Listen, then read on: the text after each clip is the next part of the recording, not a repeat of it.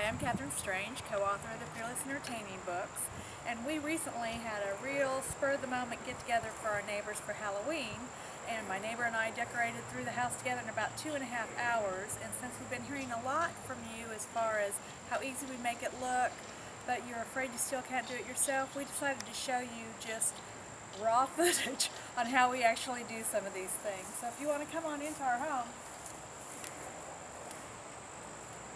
Now, some of the decorations we've done, what I like is to decorate something for the long haul. So what we did for Halloween is going to last us all the way through Thanksgiving. We've just taken some unusual pumpkins, we've stacked them, and we've taken old grapevine and we've just wound them up the urn and the pumpkins.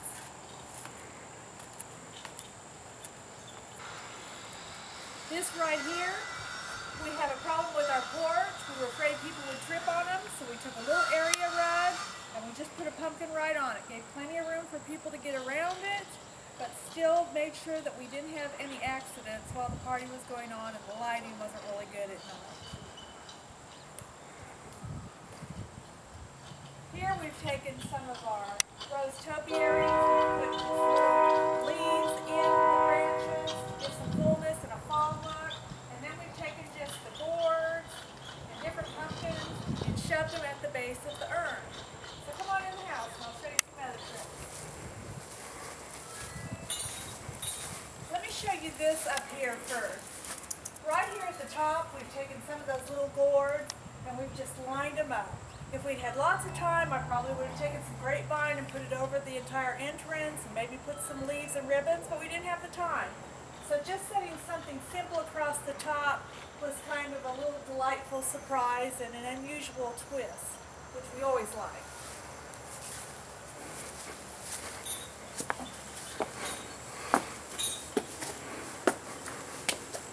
Now, we live in a 100-year-old home, and we are constantly working on it, but the things that aren't done fit perfect for Halloween. Here you'll notice are the Pickle People that many of you visited the YouTube and the different sites we had where we showed exactly how to do that. We just took masks and set them inside jars. Now, one of our Facebook friends, Lisa Ferris, she actually sent in a picture where she had taken jars and just turned them upside down, which I thought was a great idea because it's hard to find the jars with the lid. So that was a wonderful tip that we got from one of you. Now, the night of Halloween, we had a tray out here with refreshments, which we always like to offer your guests when you first come in the door, something to have in their hand or something to eat. But I had removed that, and so just to show you today, something you could do is just I threw Halloween candy around, and of course we love to pick up all these kind of vintage looking candies, things that reminded us when we were growing up that we'd get at the dime store to add kind of a fun element in thinking. Of course, here are our jars we've just filled with colored water. We've taken that inexpensive webbing and thrown it all over, and then if you look over here, we've taken a candelabra, filled it with the candy corns, put our little tea lights in it, and then tapered out the top. Here's some little vintage cards that I've bought over the years, never used them for anything, and all I did was I just threw them out for the party. And then this is kind of a fun idea. We took a wine bottle, we made our own little label, we took a picture from one of our books and put booze on it just for kind of a fun addition to the party. Now if you keep coming in here, you'll see some of the things we added just spur of the moment. We had a vampire cape. We had this little sign that says vampire on duty. And then we took all these little vampire teeth that the kids were able to pick up as a little party favor, as well as some of our little vampire wax lips. Here we used this for one of our little TV segments, so I had it hanging around. We just took some tights, filled it with blankets and rags, put some shoes on it, a witch's cape and a witch's hat. It makes it look like you've got parts or remnants of a witch sitting on your chair. Now if you come closer this way, you'll see the pumpkins. I like to collect the unusual colored pumpkins and then kind of group them together. And for this hearth fireplace, The grays and the whites were perfect in front of a fire. And then if you look above, I didn't undecorate to decorate, which is something we always like to point out. I just took the little skull plates and put them within what I already usually have on my mantle. And then up here I took a cake stand, took a vase, turned it upside down, stuck my little, this is just a sticky $1 kind of decal thing of a skull I stuck on there.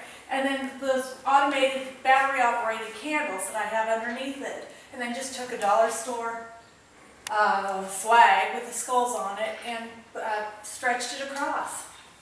If you look up, you'll see we have not found a fixture yet for our house in the entrance hall. So I wanted to kind of have something creepy coming out of that hole. And we got talking, my neighbor, myself, and my children, and decided to do this big spider with the spider web and kind of this spider nest, sack, whatever. And that, again, was done probably within an hour before people started trick-or-treating. Easy, took the curly willow and just spread that webbing over, put the little baby spiders over it. So sometimes the last minute ideas are the best. And then I wanted to talk about this centerpiece right here, or buffet. We just took, you've seen us do this in other videos, how we actually assemble all these dollar store skulls and bones, put a stick across it with our dollar store crow, and the tombstone, black sticks at the top. These are candles that I always have. Look at this one dripping over here, I didn't even realize it.